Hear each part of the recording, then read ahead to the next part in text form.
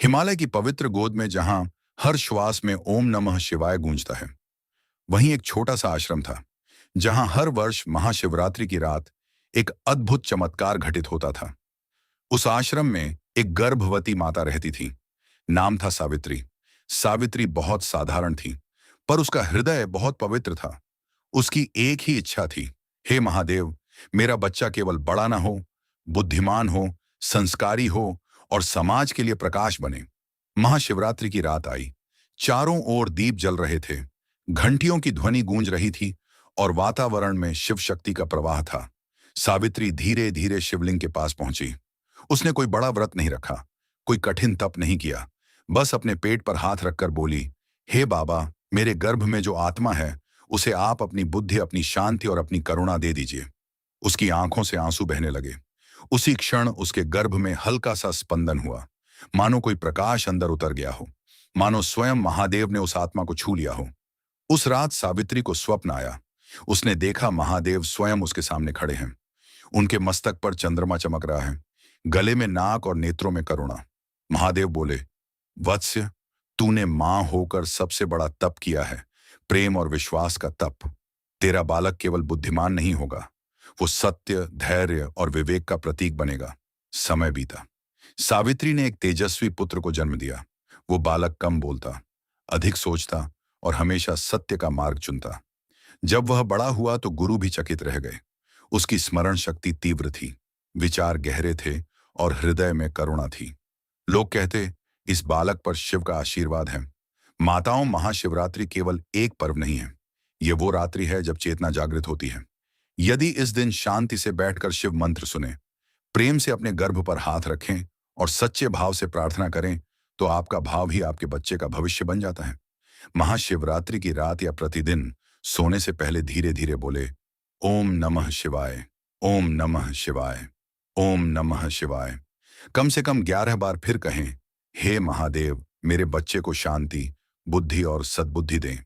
माताओं, क्या आप जानती हैं कि जब कोई माँ सच्चे मन से प्रार्थना करती है तो उसकी आवाज केवल शब्द नहीं रहती, वो कंपन बन जाती है जो सीधे ब्रह्मांड तक पहुंचती है। और सावित्री की प्रार्थना भी ऐसी ही थी, शुद्ध, निष्कपट और पूर्ण समर्पण से भरी हुई। महाशिवरात्रि के बाद सावित्री के जीवन में एक अद्भुत परिवर्तन आने लगा। वो पहले से अधिक शांत रहने लगी, कम बोलती, अधिक मुस्कुराती। हर सुबह उठकर अपने गर्भ पर हाथ रखकर कहती, बेटा, आज भी हम महादेव का नाम लेंगे। और फिर धीरे धीरे ओम नमः शिवाय, ओम नमः शिवाय का जाप करती। धीरे धीरे सावित्री को अनुभव होने लगा कि उसका बच्चा उसकी भावनाओं को समझने लगा है। जब वह भजन सुनती तो गर्भ में हलचल होती, जब वह रोती तो बच्चा शांत हो जाता, मानो कह रहा हो, मां चिंता मत करो, मैं तुम्हारे साथ हूं। राशियों का कहना है, गर्भ में पल रही आत्मा मां के विचारों से ही बनती है। जैसे मिट्टी से दीपक बनता है, वैसे ही मां के मन से बच्चे का भविष्य बनता है। लेकिन हर भक्त की तरह सावित्री की भी परीक्षा हुई। 7वें महीने में उसकी तबीयत अचानक बिगड़ गई। डॉक्टरों ने कहा, बहुत सावधानी रखनी होगी। घर वाले घबरा गए, डर, चिंता हर तरफ फैल गई। लेकिन सावित्री ने अपना विश्वास नहीं छोड़ा। उसने उस रात शिवलिंग के सामने बैठकर कहा, हे बाबा, आपने वचन दिया है, अब मुझे तोड़ना मत।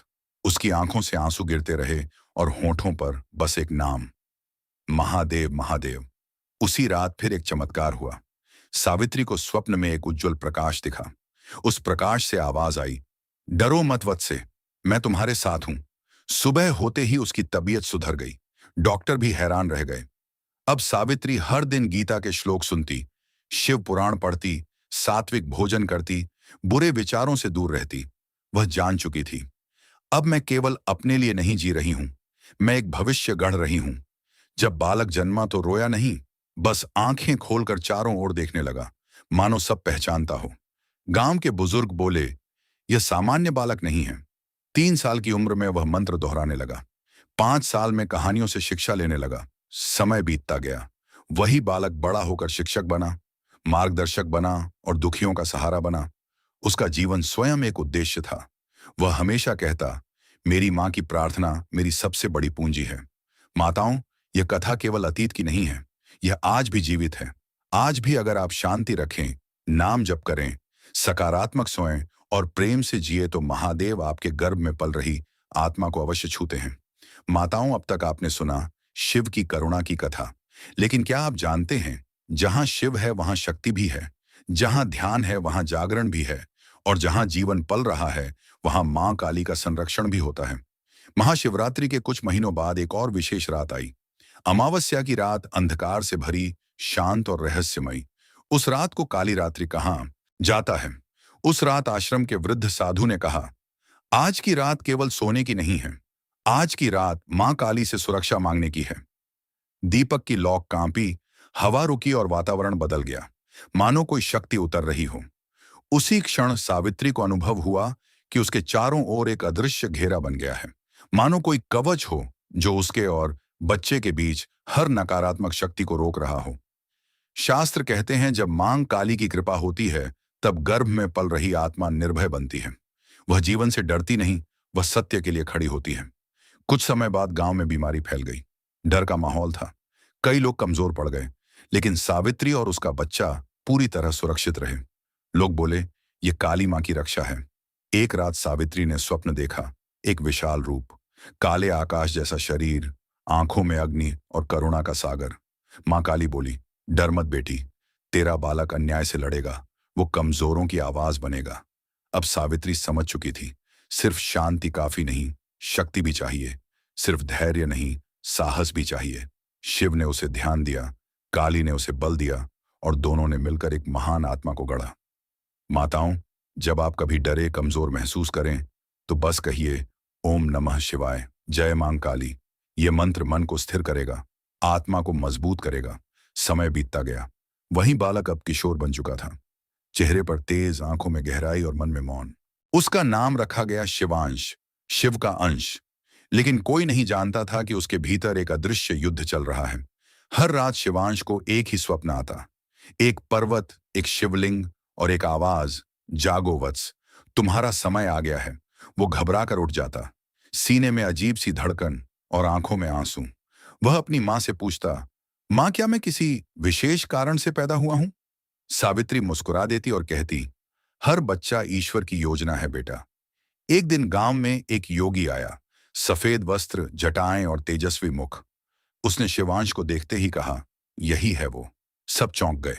योगी ने सावित्री से कहा, मां, तुम्हारे गर्भ में शिव शक्ति दोनों उतरे हैं। यह बालक केवल अपने लिए नहीं जेगा। महाशिवरात्रि की रात योगी शिवांश को पहाड़ की गुफा में ले गया। वहां जलता था एक दीप और गूंजता था, ओम नमः शिवाय। योगी बोला, आज से तुम साधारण नहीं रहे। उसने शिवांश को एक रहस्यमय मंत्र दिया और कहा, इसे केवल संकट में जपना। कुछ समय बाद गांव में अन्याय बढ़ गया, कमजोरों पर अत्याचार, डर का राज। सब चुप थे, लेकिन शिवांश नहीं। उसने पहली बार अपने भीतर की शक्ति को पुकारा, मंत्र जपा, आंखें बंद की और भीतर से आवाज आई, डरो मत, सत्य तुम्हारे साथ है। उस दिन के बाद शिवांश बदल गया। अब वो डरता नहीं था, झूठ नहीं सहता और अन्याय के सामने झुकता नहीं था। लोग उसे कहने लगे, यह तो चलता फिरता मंदिर है। माताओं और भाइयों, ये कथा हमें सिखाती है कि कलयुग में भी ईश्वर अपने दूत भेजते हैं। मां के गर्भ से ही उन्हें गढ़ते हैं। आपकी भावना ही आपका सबसे बड़ा संस्कार है। समय आगे बढ़ता गया। शिवांश अब युवा हो चुका था, कंधों पर जिम्मेदारी, आंखों में दृढ़ता और हृदय में करुणा। लेकिन उसी समय कलयुग का अंधकार भी बढ़ रहा था। गांव के पास एक पुराना खंडार था। लोग कहते थे, वहां मत जाना, वहां नकारात्मक शक्ति है। रात को वहां से अजीब आवाजें आती, पेड़ हिलते, दीपक बुझ जाते। शिवांश को पता चला कि वहां से ही डर फैल रहा है। लोग बीमार पड़ रहे हैं, बच्चे डरने लगे हैं। उसने निश्चय किया, अब मौन नहीं, अब सत्य बोलेगा। वो योगी गुरु फिर आए। उन्होंने गंभीर स्वर में कहा, वत्स, ये साधारण संकट नहीं, ये परीक्षा है। उन्होंने शिवांश को एक रुद्राक्ष दिया और बोले, जब भय लगे इसे हृदय से लगाना। एक अमावस्या की रात शिवांश अकेला खंडहर की ओर चला। आकाश काला था, हवा ठंडी, मन में बस एक नाम, महादेव। जैसे ही वह पहुंचा, धरती कांपने लगी। एक काली छाया उभरी, भयानक स्वर, लौट जा, ये मेरी भूमि है शिवांश। डरा नहीं। उसने आंखें बंद की, रुद्राक्ष पकड़ा और मंत्र झपा, ओम नमः शिवाय, जय मां काली। पूरा वातावरण गूंज उठा। एक उज्जवल प्रकाश फूटा, छाया पीछे हटने लगी। उसी क्षण शिवांश को अनुभूति हुई, मानो कोई उसके पीछे खड़ा है। एक स्वर, वत्स, तुम अकेले नहीं हो। एक ओर शिव का तेज, दूसरी ओर काली की शक्ति, दोनों ने मिलकर उसका संरक्षण किया। धीरे धीरे वो छाया विलीन हो गई। खंडहर शांत हो गया। हवा शुद्ध हो गई। लोगों का भय समाप्त हो गया। अगले दिन पूरा गांव इकट्ठा हुआ। सबने शिवांश को नमन किया। अब वह केवल युवक नहीं, एक मार्गदर्शक बन चुका था। सावित्री ने बेटे को गले लगाया, आंखों में आंसू और होठों पर शब्द। मेरी तपस्या सफल हुई।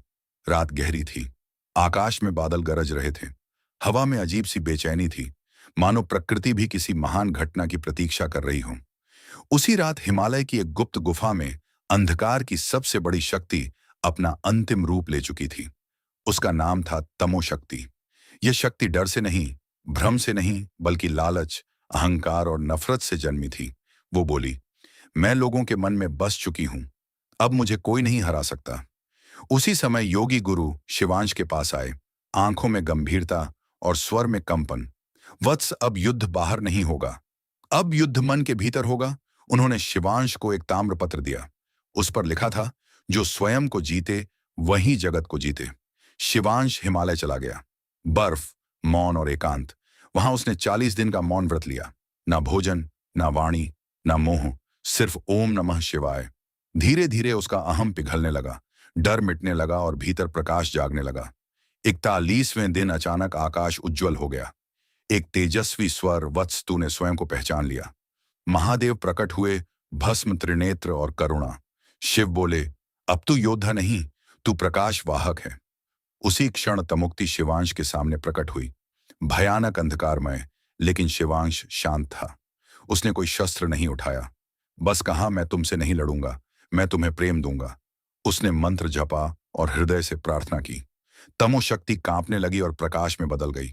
उस दिन के बाद लोग बदलने लगे। नफरत कम हुई, सेवा बढ़ी, भक्ति जागी। शिवांश ने कोई राज्य नहीं मांगा, कोई सम्मान नहीं चाहा, बस कहा, अपने भीतर शिव को जगाओ। सावित्री ने बेटे के माथे पर हाथ रखा। तू मेरा नहीं, अब संसार का है। माताओं, याद रखिए, आपकी एक प्रार्थना एक युग बदल सकती है। आपका एक आंसू एक महापुरुष गढ़ सकता है, और आपका विश्वास ईश्वर को धरती पर उतार सकता है।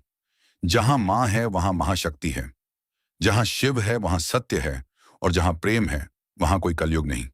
हम आशा करते हैं आप सबको यह पावन कथा जरूर पसंद आया होगा।